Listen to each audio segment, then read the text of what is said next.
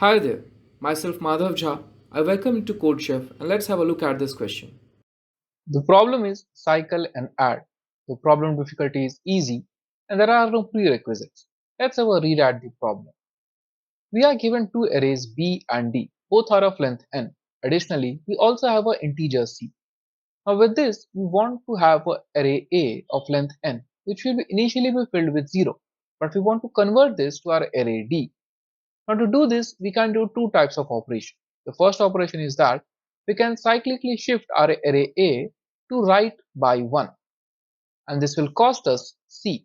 The second operation is that we can increment the element at AI by 1, but this will cost us BI.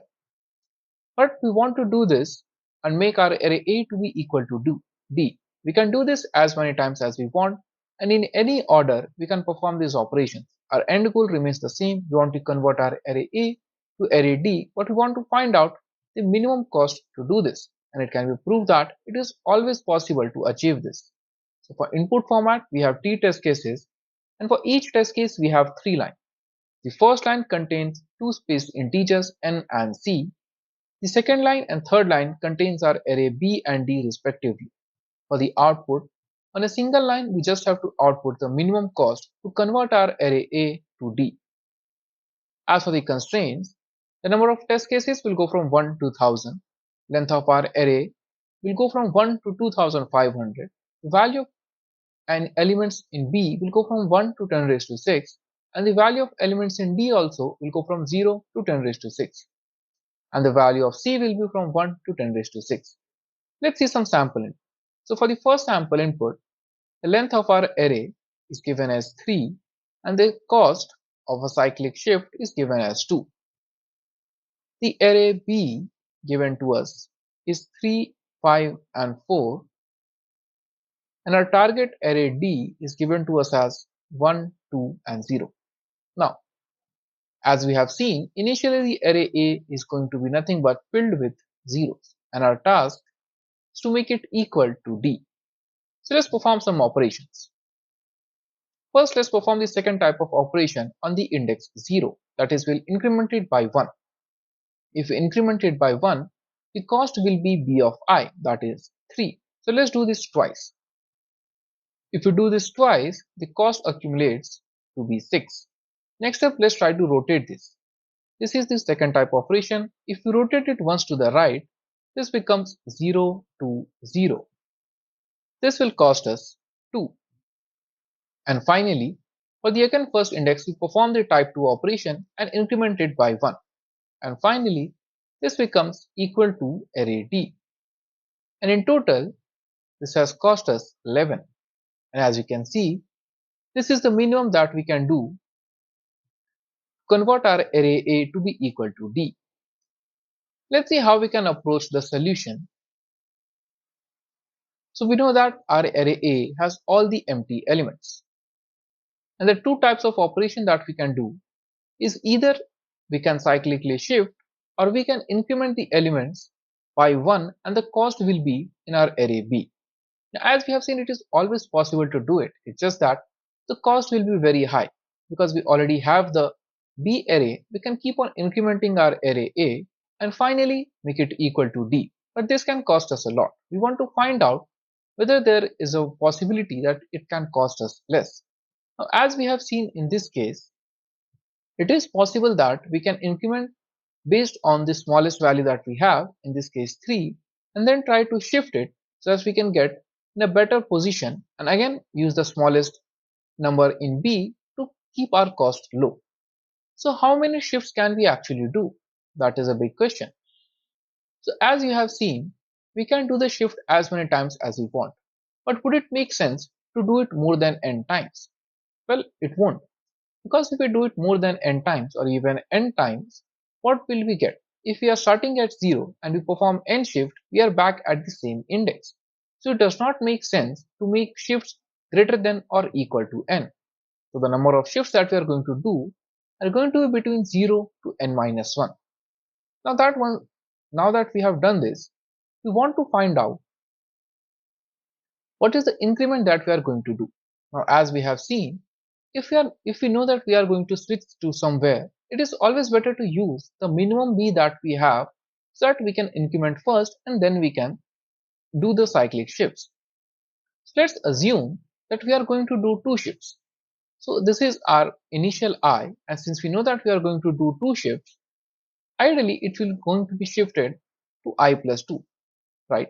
Whether you perform the shift initially or laterwards, it is going to be shifted to I plus 2.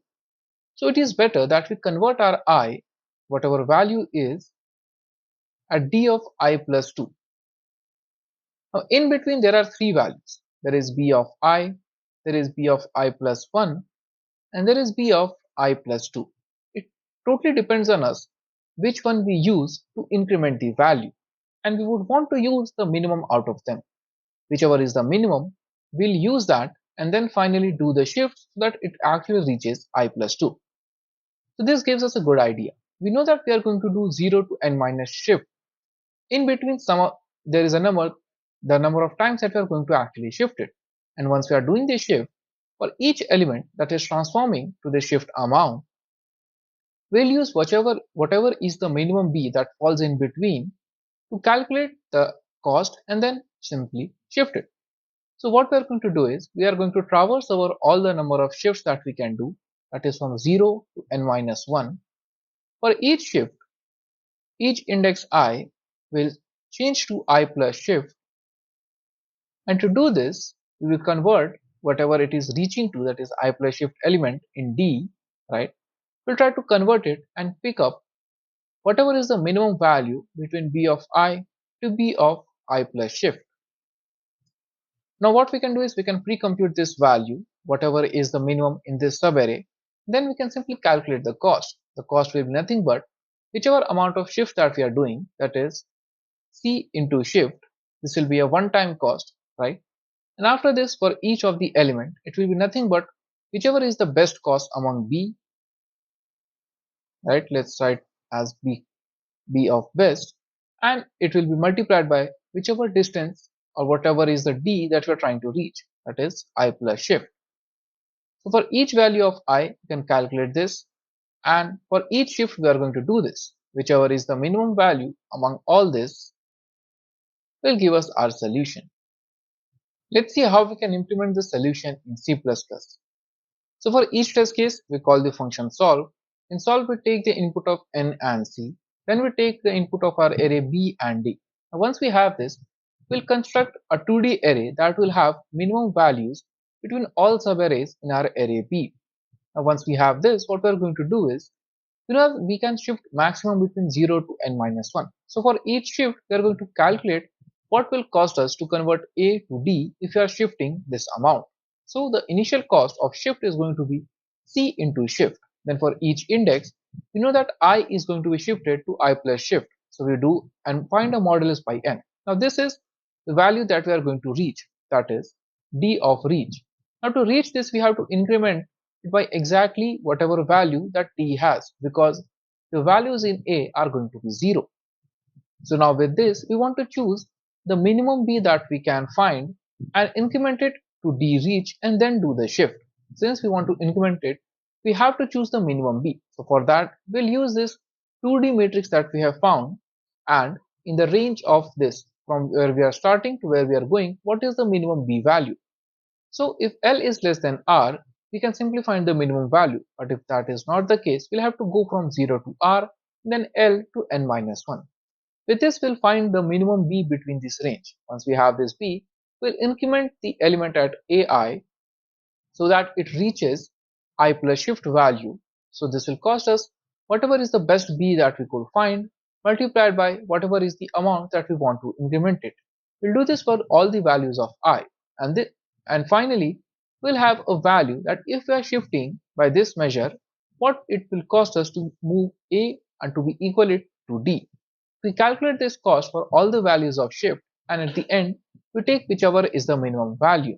In this, with the n squared time complexity, we get our answer. And as you can see, I've got an AC in my C++ implementation. Let's see how we can implement this in Python. Again, for each test case, we call the function solve, take the input of n, c, and our array b and d. We make our minimum matrix that will contain the minimum value of B in all subarrays ranging from L to R, right? Once we have this, then we go over all the shift values and calculate what it will cost us to make our array A to be equal to D if we are making the shift by this amount. Now, to increment the element, we are going to find whichever is the minimum B in that range going from I to I plus shift, increment the element with using that B value and then shift it. So we calculate the cost for each shift and whichever is the minimum is our final answer. And as you can see, I have AC in my Python implementation as well. So I hope you understood the problem, the approach, and how we can implement the solution in both C++ and Python. Have a very good day, and I'll see you in the next video.